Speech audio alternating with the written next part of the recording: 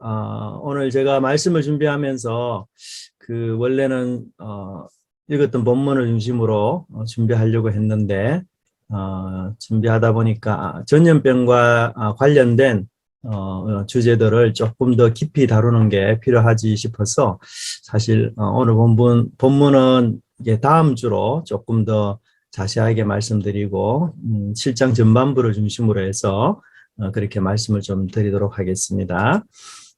우리는 지난 시간 사무엘상 6장에서 하나님의 영광스러운 승리의 귀환을 목격했습니다. 블레셋은 하나님의 거룩을 훼손했고 또 하나님의 영광을 우상과 비교하는 그런 수치를 하나님께 주었죠. 그래서 하나님은 그들을 독종재앙으로 치셨습니다. 그러나 하나님을 안다고 하는 이스라엘 백성들, 특별히 레위인의 도시로 알려진 베세메스의 사람들이 역시 언약궤를 구경 삼아 보는 이 악한 죄를 범하였고 이에 분노한 하나님은 역시 그들을 전염병으로 치셨습니다. 우리 한글 성경의 6장 19절에는 단순히 그들을 치셨다, 또 크게 사륙했다라는 표현이 나오는데요. 학자들은 이 상황을 대부분 하나님께서 그들을 전염병으로 심판하신 것으로 이해하고 있습니다. 성경에서 우리말로는 전염병, 연병, 재앙 등으로 번역되는 이 히브리어 단어는 모두 세 가지로 나오는데요. 네게프, 데베르, 막게파. 그런데 이 단어들은 모두 전염병과 관련된 단어들입니다. 우리 한글 성경으로는 재앙이라고 이야기하면 마치 천재지변이나 자연재앙 이렇게 좀 이해가 되지만 원문 히브리어로는 막게파로 표현되면서 이 재앙의 구체적인 현상이 바로 전염병이라는 사실을 우리에게 알려주고 있습니다. 그 예가 바로 6장 4절에 나오는 내용인데요. 금독종 5과 금쥐 5마리야 하리니 너희와 너희 통치자에게 내린 재앙이 이 같음이니라 이렇게 표현됐는데 여기 나오는 재앙은 자연재앙이나 천재지변이 아니라 바로 전염병이라는 사실을 원문에서 말해주고 있습니다. 이처럼 이 사건은 블레셋이나 이스라엘이나 또 이방인이나 자기 백성이나 하나님의 영광을 훼손하는 일은 절대로 있어서는 안 되는 일이다라는 사실을 우리에게 알려주고 있습니다. 이처럼 성경은 여러 곳에서 하나님께서 전염병으로 이스라엘 혹은 이방인들을 치신 사건들을 많이 열거하고 있습니다. 그런데 그 이유를 보면은 대부분 하나님과 맺은 언약을 훼손하거나 하나님의 거룩과 영광을 침해할 때에 발생하는 일로 설명하고 있습니다. 여러분 구약에서 전염병이라는 이 단어가 처음 등장하는 곳이 어딘지 아십니까? 바로 출애굽기 5장 3절입니다. 네, 그래서 PPT를 보시면 제가 성경 구절을 일일이 좀 이렇게 열거해 놓았습니다. 네, 그래서 PPT 한번 올려주시면 감사하겠습니다. 네. 5장 3절 보시면 그들이 이르되 히브리인의 하나님이 우리에게 나타나셨은즉 우리가 광야로 사흘 길쯤 가서 우리 하나님 여호와께 제사를 드리려 하오니 가도록 허락하소서. 여호와께서 전염병이나 칼로 우리를 치실까 두려워하나이다. 여기 처음으로 성경에서 전염병이라는 징계가 나오는데요. 여기 모세는 특별히 하나님을 히브리인의 하나님으로 소개합니다. 그래서 하나님께 제사를 드리고 예배하는 일은 히브리 백성들이 해야 될 당연한 일이다. 즉 하나님의 백성은 하나님을 섬기는 것이 의무다. 그리고 이 의무를 제대로 감당하지 못할 때에 일어나는 하나님의 징계 중 하나가 무엇인가? 그것이 바로 모세는 전염병으로 말씀하고 있는 것이죠. 즉 우리의 존재의 목적은 하나님을 섬기는 것이지 세상의 풍요나 권력이나 지위를 따르는 것이 아님을 이야기합니다. 두 번째 전염병이라는 이 단어가 어디에 또다시 나오는가 하면 출애굽기 9장 2절부터 4절에서 나오고 있습니다. 이 부분에서는 하나님께서 5번째 재앙을 내리시는 장면인데요. 특별히 9장 3절에 보면 심한 돌림병이 있을 것이라 이렇게 표현되고 있어요. 그래서 이 5번째 재앙은 이전 재앙과는 달리 구별되고 강조되어 있습니다. 단순한 돌림병이 아니라 아주 심한, 매우 심한 돌림병으로 강조가 되고 있는 거죠. 그래서 그 피해가 굉장히 크다는 사실을 알려주고 있습니다. 뿐만 아니라 이 재앙의 또 다른 특징이 여호와의 손에서 나오는 재앙으로 묘사되고 있어요. 재미나게도 출애굽 10가지 재앙 중에서 여호와의 손에서 나오는 재앙이라는 말이 첫 번째로 나오는 재앙이 바로 5번째 재앙입니다. 1번부터 4번째까지 재앙에서는 여호와의 손이라는 단어가 표현이 나오지 않아요. 그런데 5번째 재앙에서 이 여호와의 손이라는 단어가 나오면서 이 하나님의 심각한 또 하나님의 직접적인 치심을 심판을 여기서 암시하고 있는 것이죠.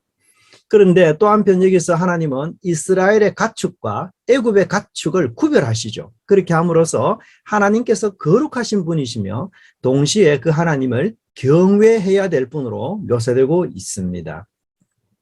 세 번째 전염병이 나오는 본문은 출애굽기 30장 12절인데요. 특별히 이 구절에서는 인구조사, 그 다음 화면을 보시면 출애굽기 30장 12절이 나옵니다. PPT 화면 한번 돌려주시면 좋겠네요. 네, 감사합니다. 이 구절은 인구조사 때에 속전을 내지 않으면 이스라엘 백성들에게 전염병이 걸릴 것이라는 경고가 나오고 있습니다.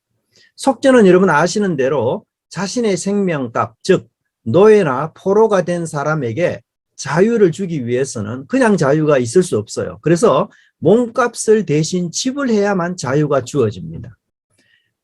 원래 이스라엘은 노예였고 포로가 된 사람이었는데 하나님께서 그들에게 자유를 주기 위해서 값을 치르고 구원해 내셨던 것이죠. 그래서 그들의 생명과 그들의 모든 것이 하나님의 소유인 것이죠. 그래서 하나님께 드리는 이 속전은 자신의 모든 것들이 하나님의 소유이고 하나님의 값으로 치른 일 때문에 내가 자유를 얻게 되었다는 사실을 깨닫고 감사하며 고백하며 드리는 헌물을 이야기하고 있습니다. 그런데 이 속전이 많은 돈을 내야 될 것 같이 설명을 의미를 담을 수는 있겠지만 이 속전을 빈부를 막론하고 누구나 반세겔로 드릴 것을 하나님이 말씀하고 있어요. 이것은 또다시 생명이 차별이 없다는 것을 동시에 말해주고 있습니다. 즉 생명이라는 것은 하나님께 속한 것이며 동시에 어떤 생명도 차별해서는 안 된다라는 것을 우리에게 말해주고 있는데요. 공교롭게도 전염병 역시 아무도 차별하지 않습니다. 그래서 인구조사와 함께 나오는 이 전염병은 내 생명과 내 모든 것들이 하나님께 속하였음과 함께 차별 없는 생명의 가치, 내 생명이 귀하면 남의 생명도 귀하다는 그런 가치를 우리에게 알려주고 그 가치를 망각하고 잃어버렸을 때에 나오는 하나님의 징계 중 하나가 바로 전염병이라는 사실을 우리에게 말해주고 있습니다. 네 번째는요, 민수기 8장에 나오고 있는데요. 특별히 하나님께서 레위인들을 이스라엘 백성 대신에 봉사하게 한 이유를 거기서 설명하고 있습니다. 하나님은 굉장히 거룩한 분이기 때문에 죄인들이 하나님께 함부로 접근하는 것은 너무너무 위험한 일입니다. 그래서 하나님은 이스라엘이 성소 하나님이 계신 곳에 가까이 하다가 너희들이 전염병에 걸릴 수 있다 이렇게 경고하고 그 대신에 하나님은 자신을 이스라엘 백성 대신해서 섬길 사람을 지정했은 것이죠. 그래서 하나님을 섬길 때는 하나님이 지정한 사람과 하나님이 지정한 물건 외에는 하나님께 섬길 수가 없습니다. 이들이 바로 레위인들이고 이들이 바로 성막을 대신해서 이스라엘을 대신해서 성막에서 하나님께 봉사하도록 하신 것입니다. 그렇다면 이런 전염병의 재앙은 즉 하나님의 거룩을 훼손할 때 그리고 침해할 때에 일어나는 일이라는 사실을 우리가 알 수가 있습니다. 다섯 번째 구약에서 나오는 전염병은 레위기 26장에 나오는 내용입니다. 여러분 레위기 26장은 잘 알다시피 언약을 지킬 때에는 축복 그리고 언약을 어길 때에는 저주를 말하는 아주 유명한 본문이죠. 그런데 언약을 파괴할 때에 어길 때에 임하는 저주 중 하나가 뭐냐 하면 전염병으로 언급되고 있습니다. 이 중에서 칼과 전염병과 기근 이 세 가지는요. 예레미야와 에스겔이 자주 선포하는 3대 재앙에 속하는 것입니다. 여기에 들짐승이 포함이 되면은 성경 전체에서 말하는 4대 재앙이 포함이 되고요. 언약 저주의 마지막 재앙이 뭔지 아십니까? 그것은 바로 포로됨입니다. 포로됨. 예, 그래서 이스라엘도 이 언약의 저주대로 그들이 불순종함으로써 언약의 저주대로 바빌론과 아수르에 마침내 포로되는 비극을 맞이하고 만 것이죠. 그렇기 때문에 전염병이라는 것은 하나님과의 언약을 아주 심각하게 훼손하고 파괴할 때에 하나님이 내리시는 징계라는 사실을 우리는 알 수가 있습니다. 이런 일에 대한 구체적인 일들이 어떻게 일어나는가 하면은 바로 6번째로 민수기 14장에서 다시 전염병에 대한 언급들이 나오기 시작하는데요.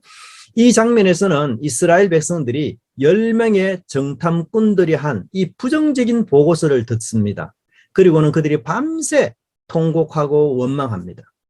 그런데 그 통곡과 원망의 도를 넘어서서 이제는 한 지도자를 세워서 애굽으로 다시 돌아가려고 했고, 이것에 반대하는 여호수아와 갈렙을 그들은 아주 악한 마음으로 돌로 치려는 이런 무악한 아주 악한 그런 일을 저질렀던 것이죠. 이때 하나님의 영광이 회막에서 나타나서 이스라엘 백성들을 전염병으로 징계하려고 했던 것입니다. 전염병으로 그들을 징계하시는 명백한 이유는 바로 11절에 나와 있는 것처럼 하나님을 멸시하고 그 하나님을 믿지 않았기 때문에, 즉 곧 언약 파기에 해당하는 심각한 죄를 그들이 저질렀기 때문에 하나님께서 그들을 전염병으로 언약의 저주대로 전염병으로 치시겠다라고 말씀하신 것이죠. 그런데 이후 성경 구절을 보면 하나님께서는 정말 놀랍게도 이 모세의 중보 기도를 들으시고 전염병 대신에 그들을 40년 동안 광야에서 방황하는 것으로 형벌을 낮춘 것을 우리가 볼 수가 있습니다. 7번째는요. 민수기 내에서 이스라엘의 원망과 불평이 아주 극에 달한 가장 절정에 달한 시점에서 나오는 내용입니다. 잘 알다시피 그 전에 민수기 16장 46절을 한번 보여주세요. 네, 감사합니다. 네, 이 상황은 고라 자손 사건을 이야기하고 있습니다. 고핫의 손자 이스할의 아들 고라가 250명의 추종자들을 거느리고 모세와 아론의 리더십에 도전을 합니다. 사실 고라와 레위 지파 사람들은 하나님의 은혜로 성막에서 봉사하도록 그렇게 구별해서 아주 종교적 특권을 갖고 있었던 것이죠. 그럼에도 불구하고 그들이 이 종교적 특권에 만족하지 못하고 교만히 행하면서 아론 집만이 제사장직을 독차지한 것에 대해서 불만을 갖고 모세에게 대항했던 것이에요. 그렇지만 하나님이 선택하지 않는 사람이 하나님께 가까이 오거나 하나님이 정하지 않는 다른 부를 가지고 분향하는 것은 하나님의 거룩을 침범하는 행위로서 아주 위험한 일입니다. 그래서 하나님이 택함을 받지 않았던 고라와 그의 추종자들이 다른 불을 가지고 분향했기 때문에 하나님은 땅을 갈라서 그들을 그 속에 생매장시키셨고 분향하는 250명까지도 하나님은 불살라 죽인 일이 바로 이 장면에 나오고 있습니다. 그런데 이때까지만 하더라도 전염병에 대한 얘기가 없습니다. 근데 더 큰 문제는 그 다음날 발생한 것이죠. 이스라엘 백성들이 여호와의 백성을 죽였다라고 이야기하면서 이제 모세와 아론을 치려고 한 것입니다. 이것에 대해서 하나님은 이런 자신의 통치를 거역하고 반역하는 행위라고 하나님이 단정하시고 이제 이스라엘 백성 전체를 전염병으로 치고자 하셨던 것입니다. 즉 우리는 이 사건에서 하나님의 거룩을 훼손하며 동시에 그 하나님의 통치를 반역하고 대항하는 자들에게 내리는 형벌 중에 하나가 전염병이라는 사실을 우리가 알게 됩니다. 8번째는 민수기 25장 8절에 나오는 내용인데요. 민수기 25장 8절은 바알부올 사건을 의미하고 있습니다. 그들은 이제 약속의 땅 근처 시딤에서 부올 지역에 섬기는 바알신을 섬기기 시작한 것이죠. 그래서 하나님은 전염병으로 그들을 심판하셨고 그 심판으로 인해서 수많은 희생자가 나왔습니다. 사실 민수기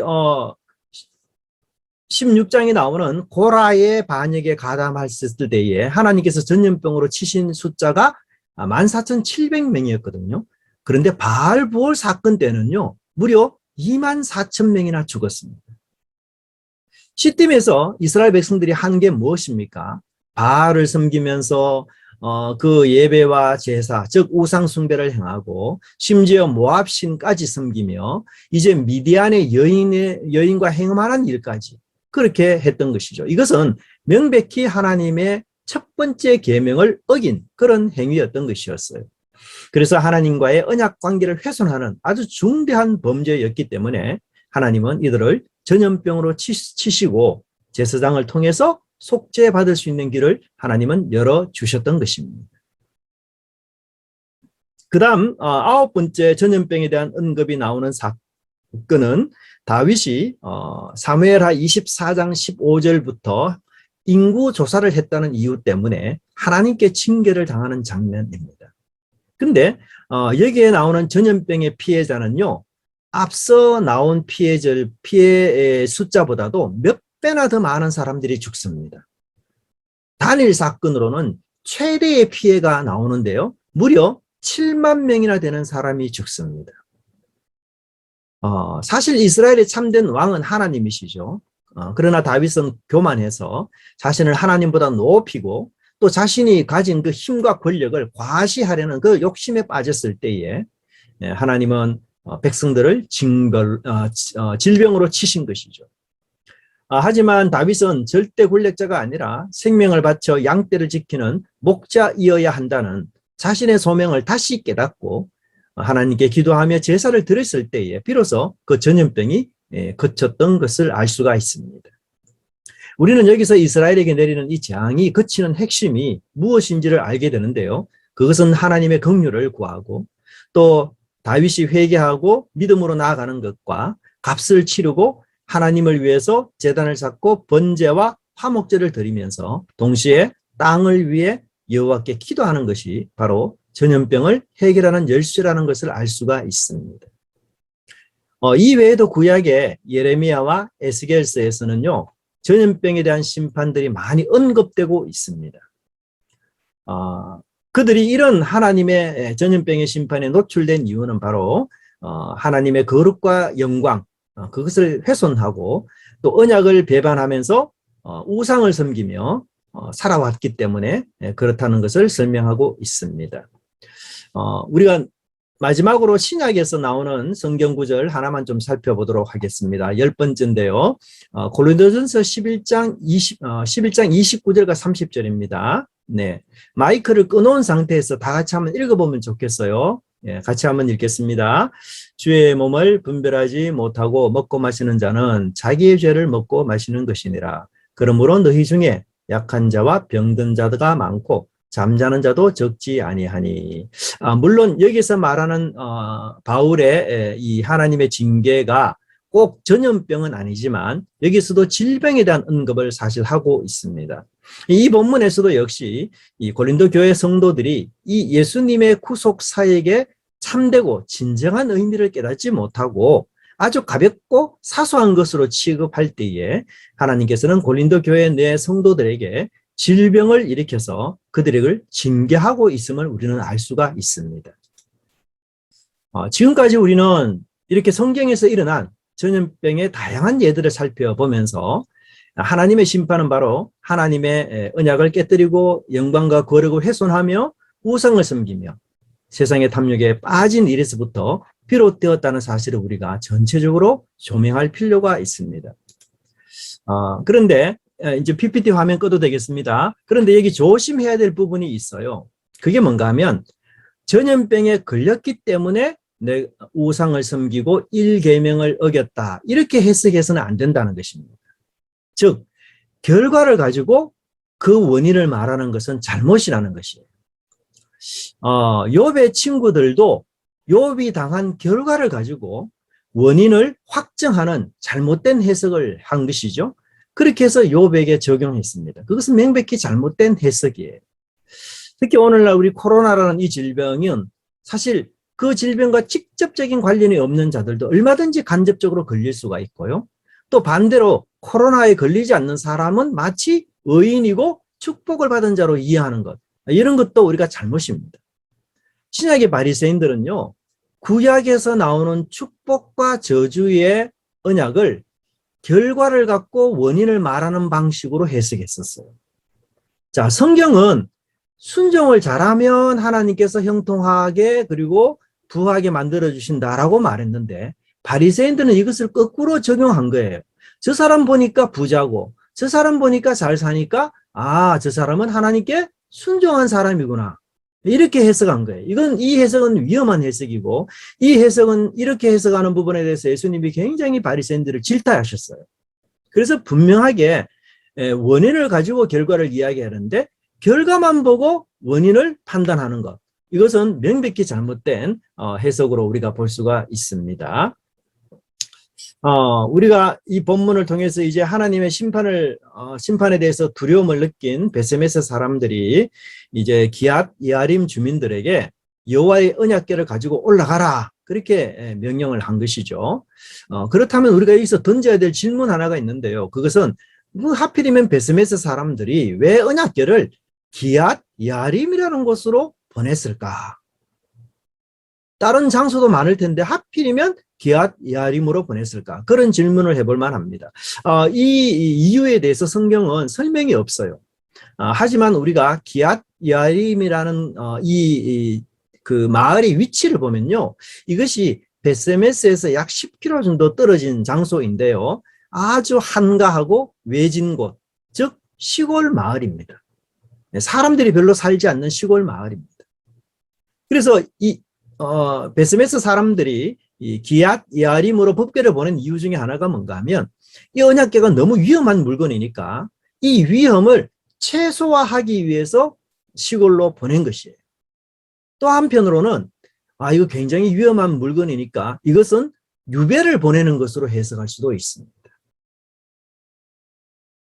그런데 7장 1절을 보시면 기앗 여아림 사람들이 와서 여호와의 궤를 옮겨 산에 사는 아비나답의 집에 들려놓고 그의 아들 엘리아사를 거룩하게 구별하여 여호와의 궤를 지키게 했다라고 설명이 나옵니다. 사실 7장 1절에서 말씀을 보면은 여호와의 궤가 이 기앗 여아림에서 무려 20여 년이나 있었어요.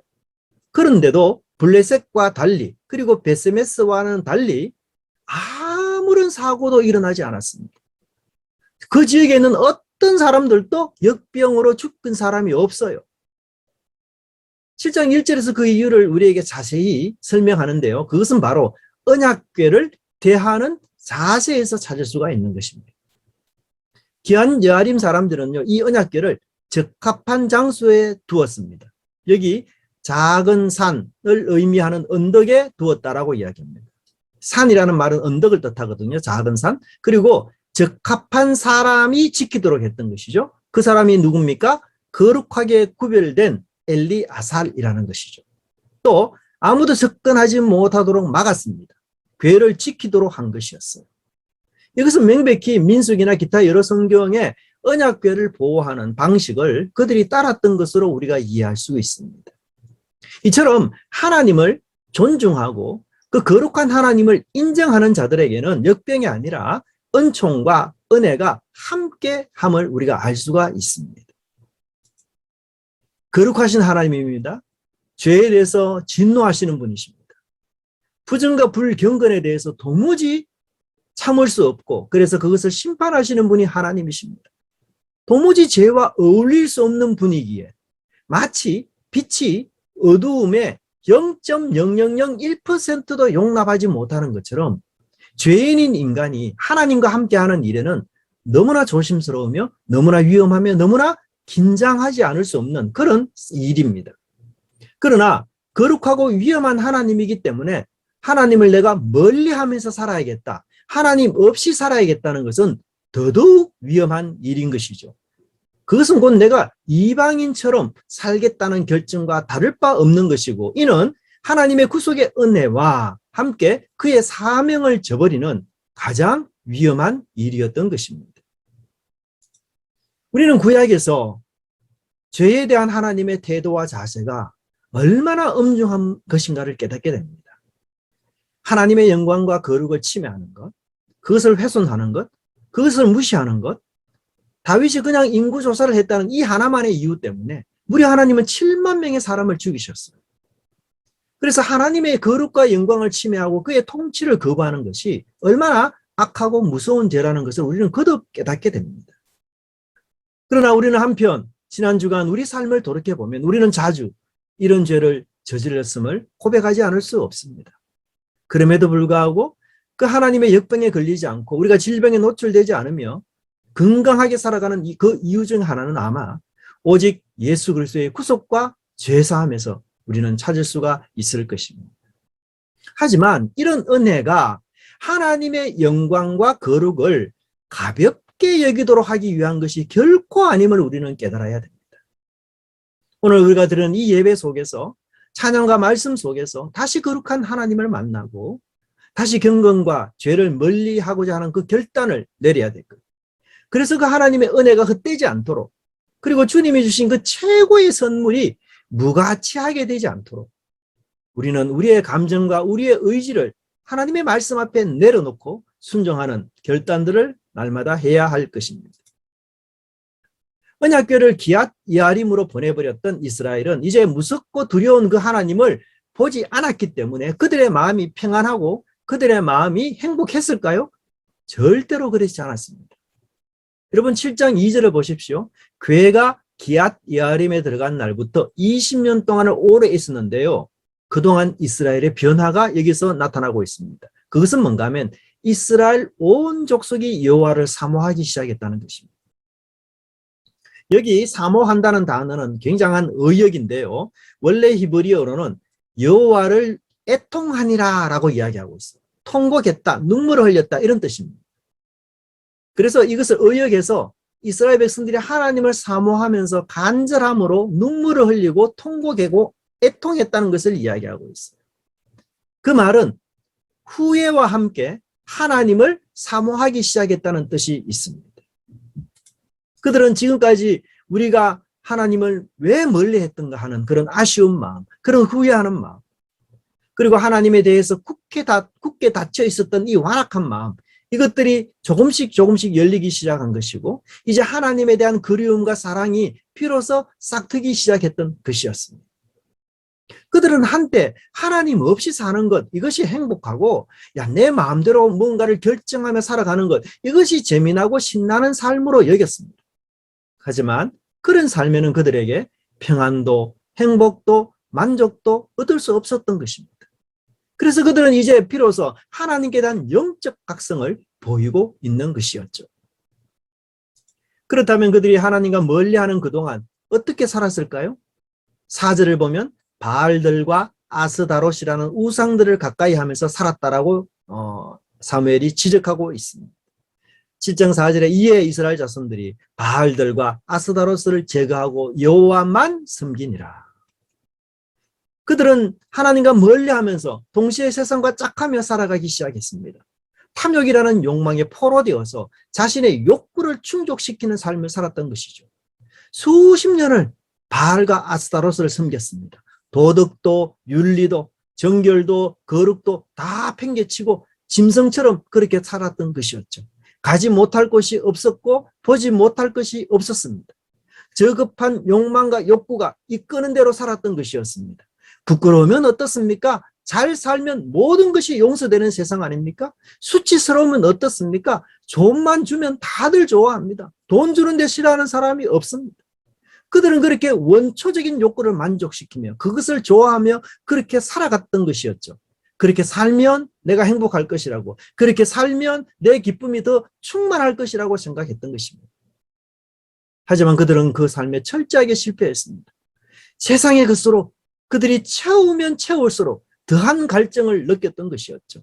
벌면 벌수록, 많으면 많을수록, 가지면 가질수록 더 많은 것을 가져야 하고 더 많은 것들을 소유해야만 했던 것입니다. 그런 갈등 속에서 그들의 마음에 안식은 전혀 찾아볼 수가 없었습니다. 그들의 관계에서 오는 그 만족은 내가 갑질할 때에, 내가 자랑할 때, 그때뿐이었습니다. 내가 집중받을 때, 내가 공주로, 내가 주인공으로 대접받고, 내가 VIP로 대접받을 때, 그때가 그들은 가장 행복한 순간이었습니다. 그러나 그들이 그러한 행복을 추구할수록 자신의 내면은 점점 악의 소굴이 되어가고 있었던 것이었죠. 시기와 질투와 경쟁에 끊임없는 그들의 마음속이 그렇게 혹독하게 광야로 변화가고 있었던 것이었습니다. 마침내 이스라엘은 하나님을 섬길 때 받았던 그 하나님의 축복과 사랑을 그리워하기 시작했습니다. 하나님 앞에서는 가면을 쓸 필요가 없습니다. 못나고 어리석어도 다 받아주시고 사랑해 주십니다. 실수해도 하나님 수용해 주십니다. 돈 앞에 무릎 꿇고 사람 대접하는 세상과 달리, 조건에 따라 존경과 대접이 달라지는 이 세상과는 달리 하나님은 나를 하나뿐인 당신의 자녀로 인정하시고 진실하게 변함없이 그렇게 사랑해 주시는 분이었던 것입니다. 이스라엘이 하나님을 생각할 때 그들의 인생과 삶에는 비로소 미래가 열려 있게 되는 것입니다. 하나님과의 관계를 그리워할 때, 그것을 사모할 때 내 삶은 비로소 아름다움으로 가득 차기 시작하는 것입니다. 신약의 탕자가 아버지께로 돌아오기 전에, 아버지 집으로 발걸음을 옮기기 전에 그가 가장 먼저 한 것이 무엇인지 아십니까? 아버지의 집을 그리워하게 된 것입니다. 아버지 집을 사모하게 된 것입니다. 이에 스스로 돌이켜 가로되 내 아버지에게는 양식이 풍족한 품꾼이 얼마나 많은고 나는 여기서 추려 죽는구나.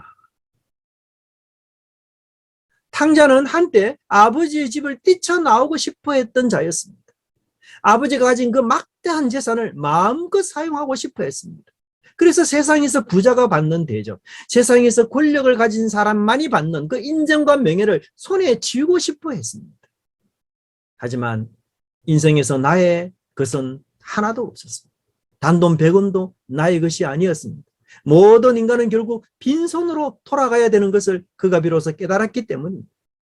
하지만 빈손이 주는 유익이 있습니다. 그것은 그때 비로소 아버지 집을 그리워하기 시작한다는 것입니다.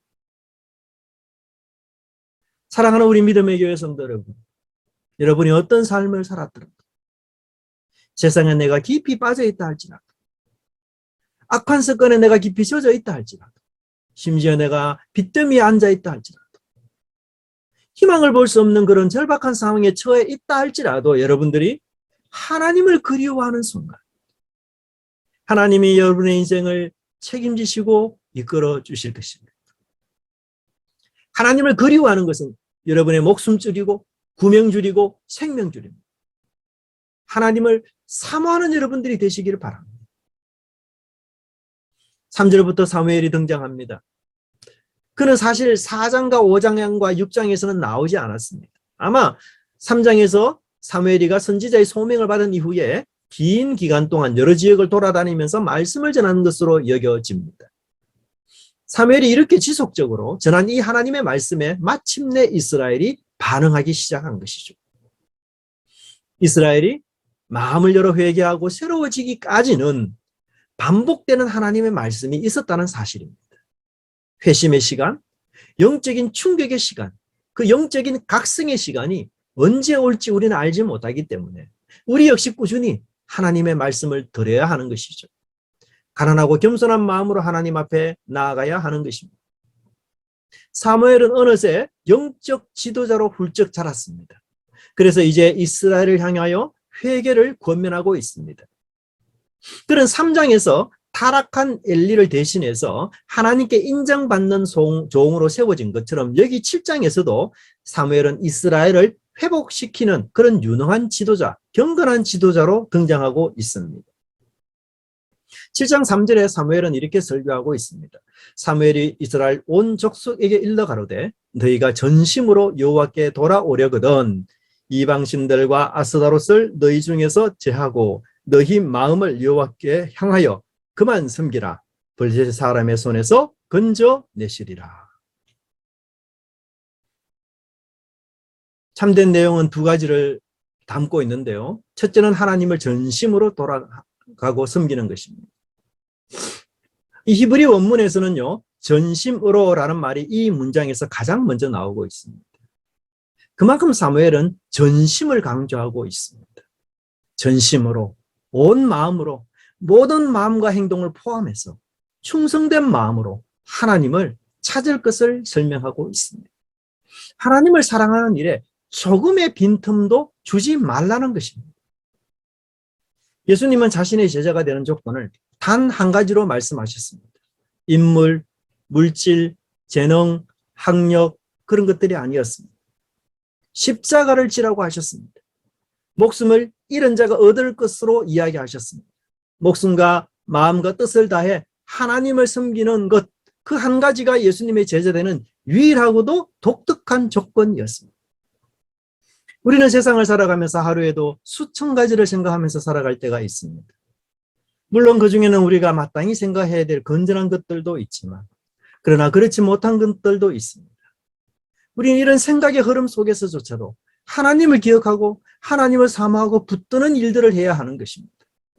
하나님은 내 모든 것, 내 전부를 요구하시는 분이십니다. 하나님은 여러분들의 일부분이 되기를 원하지 않으십니다. 부분적인 사랑은 참 사랑이 아닙니다. 부분적인 사랑은 조건과 환경에 따라 변화되고 퇴색되는 불량품입니다. 참기름에 식용유를 섞는다고 합시다. 참기름이 부분적으로 있지만 그것은 불량품입니다. 남편이 아내도 사랑하지만 이웃집 여자도 사랑한다라고 합시다. 그래도 나를 일부 사랑해서 좋구나 이렇게 만족하며 지낼 아내는 세상에 아무도 없습니다. 그것은 악한 것이며 그것은 불량한 품입니다. 내 속에 하나님의 자리를 대신 차지하려는 모든 우상을 우리는 물리쳐야 합니다. 그 우상을 물리치려면 가장 먼저 필요한 것이 무엇입니까? 전심입니다. 탐욕을 버리기는 심히 어렵습니다. 내 자아를 깨고 내 자존심을 내려놓기란 무척 힘든 일입니다. 정욕과 시기와 질투와 불평과 원망과 그 오래된 악습, 거룩하지 못한 해먹은 버릇들, 습관화된 악한 기질들, 이런 것들을 십자가 앞에 내어놓기란 거의 불가능합니다. 그래서 하나님은 우리에게 전심이 필요하고 전력이 필요하고, 그래서 전심으로 말씀을 붙잡고 전력으로 하나님께 기도하도록 이야기하고 있는 것입니다. 미진한 계획이 왜 일어납니까? 그것은 바로 전심이 아니기 때문입니다. 하다 많은 이 실행은 내가 전력을 기울이지 않았기 때문입니다. 평상시처럼 우리는 또 실패할 수 없고 또 넘어질 수 없습니다. 또 수치와 어리석음의 후회에 빠질 수 없습니다. 그래서 우리는 일상을 넘어서는 단호한 결심이 필요하고 평범을 넘어서는 비범한 전심전력이 우리에게 필요한 것입니다. 예수님에게서 전심전력의 절정은 바로 겟세마네 동산의 기도였습니다. 그곳에서 예수님은 에덴 동산의 실패를 성공으로 변화시켰습니다. 아담이 받은 그 저주를 축복으로 전환시키는 자리였습니다. 아담의 불순종으로 잃어버린 그 낙원을 예수님의 전심 어린 기도와 순종으로 재창조하신 것입니다. 아담은 에덴 동산에서 하나님과의 친밀한 교제를 스스로 끊었지만, 그러나 마지막 아담 되신 예수님은 끝까지 전심전력을 다하여 하늘 아버지의 이름을 불렀습니다. 아담은 자신의 소원대로 육신의 욕망에 굴복하고 말았지만 예수님은 하늘 아버지의 소원대로 기꺼이 고난의 잔을 마셨습니다. 예수님은 오늘 우리를 겟세마네 동산으로 초대하고 계십니다. 그곳에서 육신의 잠에 빠진 제자들과 달리 예수님과 함께 전심전력의 기도를 하자고 부르십니다. 방심했던 마음, 자만했던 마음들을 내려놓고 더욱더 하나님을 사랑하도록 우리를 부르시고 계시는 것입니다. 두 번째는 이방신들을 제거하는 것입니다. 그들은 바알과 아스타롯입니다. 바알은 비바람을 관장하는 신으로서 땅의 풍요를 책임집니다. 바알은 가나안 지역에서 가장 인기 있고 영향력 있는 신입니다. 그를 모르는 사람이 없고 그를 섬기지 않는 사람이 없을 정도입니다. 100만 명의 팔로워를 자랑하는 아주 인기남입니다. 아스타롯은 전쟁과 사랑, 다산의 여신입니다. 이스라엘은 이들을 향해서 제사를 지내며 다산과 풍요에 집착하였습니다. 그들이 제공해주는 풍요와 쾌락과 즐거움의 늪에 빠져 살아가고 있었던 것입니다. 지금도 세상은 바알과 아세라가 지배하는 곳이 아닙니까? 다산과 풍요를 광고하고 홍보하는 모든 곳이 바로 바알과 아세라의 팔로우들입니다. 곳곳에 바알과 아세라의 체인점이 넘쳐납니다. 아니, 바알과 아세라의 체인점이 되지 않고서는 돈을 벌 수가 없는 구조입니다. TV를 보십시오. 인터넷 기사를 보세요. 그것은 바알과 아세라의 광고들로 가득 차 있습니다.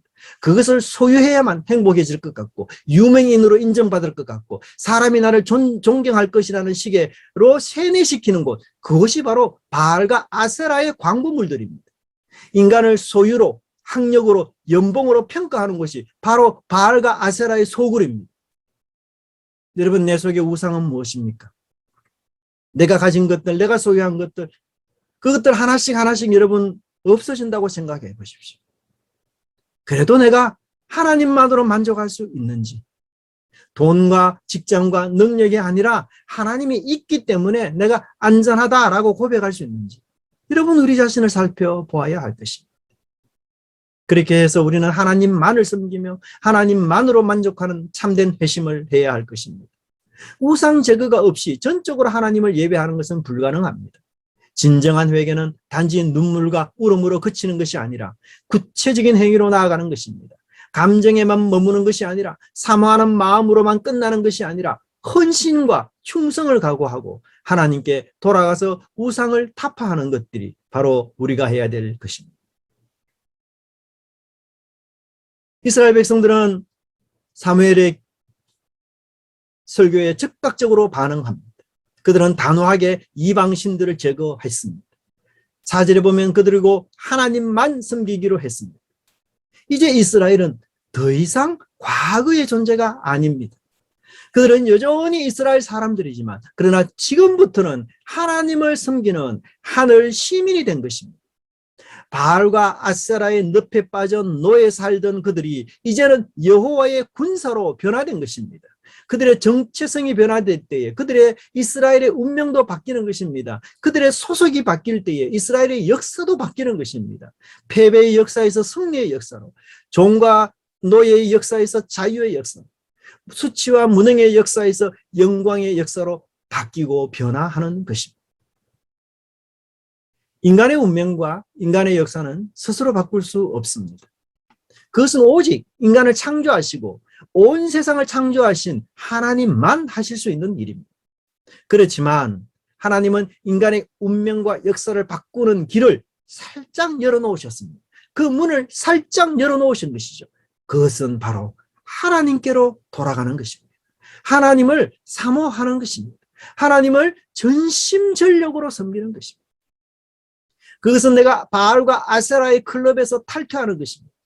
그들의 팔로워가 되어서 좋아요를 눌렀다면 이제 그 미련 없이 탈퇴해서 내 인생의 목표와 풍요와 다산이 아님을 증거하는 것입니다. 그리하여 하늘 소명을 받은 하늘 시민으로 살아가는 그런 은혜가 있기를 바랍니다. 빛 대신 주님을 따라가는 그런 은혜가 있기를 바랍니다. 마지막으로 제가 실화 하나를 소개하고 마치겠습니다. 2차 세계대전 중 B-17기가 독일의 한 도시를 폭격하고 있었습니다. 폭격의 와중에 나치가 쓰는 대공포에 이 폭격기에 기름 탱크를 명중시켰습니다. 하지만 놀랍게도 이 비행기는 폭발이 일어나지 않았습니다. 공습이 다 끝난 이후에 그 다음날 아침 조종사는 편대장에게 가서 기름 탱크를 명중시킨 포탄을 달라고 요청했습니다. 그것을 자기 기념품으로 삼기 위해서였죠. 편대장은 기름 탱크 안에 무려 불발탄이 11개나 들어있다고 이야기해 주었습니다. 이 포탄들을 해체하기 위해서 병기 제조자들에게 보냈습니다. 그 후에는 첩보기관이 이것들을 가지고 갔는데요. 병기 제조자들이 확인한 결과 이 포탄들에는 폭발 탄약이 들어있지 않았다고 판단을 했습니다. 폭발 탄약이 들어있지 않기 때문에 이 포탄은 쏘아도 폭발이 일어나지 않는 것이죠. 비어 있었던 것이었습니다. 그런데 그 중에 하나가 예외가 있었는데요. 거기에는 둥글게만 쪽지 하나가 들어있었습니다. 그 쪽지 안에는 체코어로 무엇인가가 쓰여져 있었습니다. 첩보기관이 기지 안에서 체코어를 읽을 수 있는 사람을 찾아내고 이를 번역했습니다. 다음과 같은 내용이었습니다. 우리가 지금 여러분을 위해서 할 수 있는 일은 이것밖에 없습니다.